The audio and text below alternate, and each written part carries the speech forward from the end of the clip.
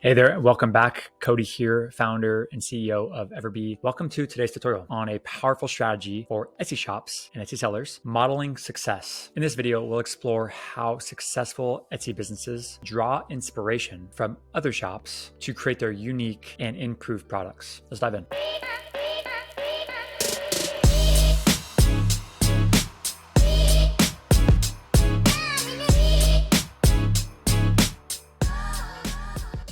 Successful Etsy shops understand the value of learning from other shops in the marketplace. Okay. By studying what products are already selling for other shops, we gain insights into market demand, trending items, what people actually want to be buying, what colors, fonts, styles. And Etsy shops is not the only thing that we can use this for. The strategy is used all around us all the time, every single day. So I'm going to share with you two examples. Well-known companies that have been associated with modeling after one another and doing what seems to be working. Okay. Coca-Cola and Pepsi. Two behemoths of companies, right? Global brands that we all know. They are two major players in the beverage industry. As we know, their competition has been involved with creating similar products to compete with one another. For example, Coke introduced Coke Zero in response to Pepsi Zero Sugar. Both companies have released variations of flavored soft drinks, basically, energy drinks and other types of drinks to appeal to similar consumer preferences. They model after one another. Pepsi created this thing called Pepsi Zero Sugar. It seems to hit with the market. All the feedback was positive. Coke's watching them. Okay, seems like that's working for them. We have a very similar demographic. We could probably launch our own version of that. So Coke goes and does that. Coke is super successful with theirs. Pepsi is still very successful with theirs. They both win. And that's just how it works, right? Coke used Pepsi as validation before just going and blindly looking at, just creating their own product out of the vision of their head. McDonald's and Burger King are massive fast food chains, right? Known for their rivalry against one another. Over the years, they've continually modeled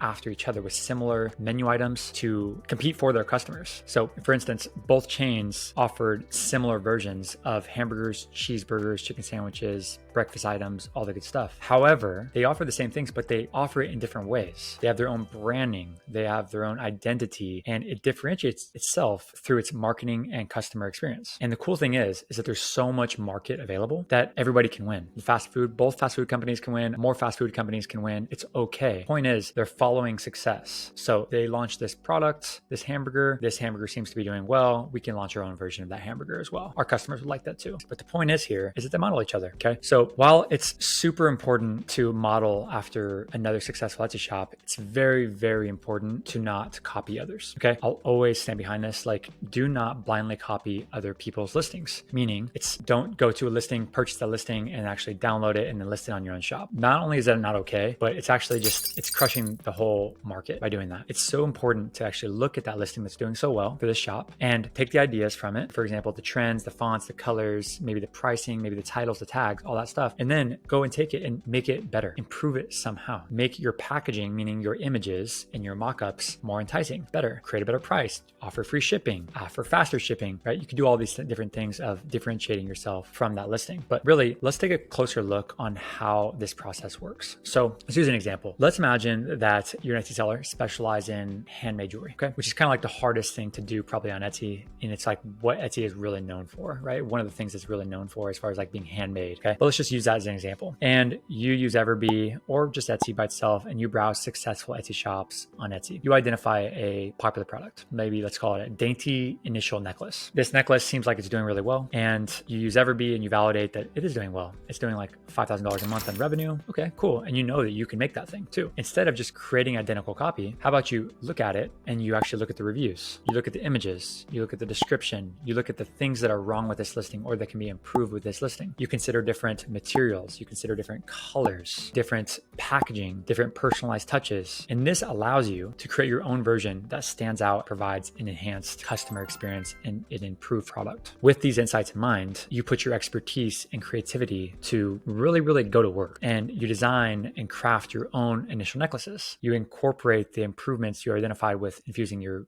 signature style, right? Your attention to detail. This ensures you that your product stands out amongst the competition on Etsy. And you did did all of this on the fundamental truth that this product is in demand. Keep that core, but you put your own flair on it, put your own unique style on it. And throughout this process, successful Etsy shops conduct thorough market research. You should analyze trending items, customer preferences, competitor strategies to really refine the real product offerings that you should be offering inside of your shop. Again, it's important to remember that modeling success on Etsy is not about copying. It's not about infringing on intellectual property. It's not about, just blindly copying anything. It's about learning from successful shops, understanding market trends, and infusing your own creativity and your own unique style into your product. Thank you again for joining me on this tutorial. I'll see you in the next video.